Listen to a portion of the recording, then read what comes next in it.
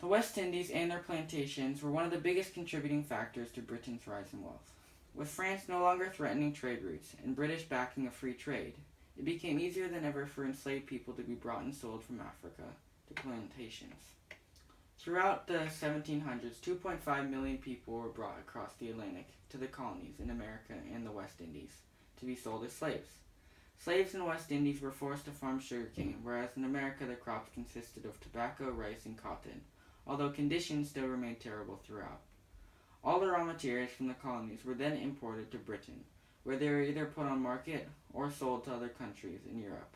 These cash crops made enormous sums of money for Britain, and also enabled the funding of the Industrial Revolution. By the 1790s, sugar became Britain's leading import, and the triangle trade as a result was flourishing.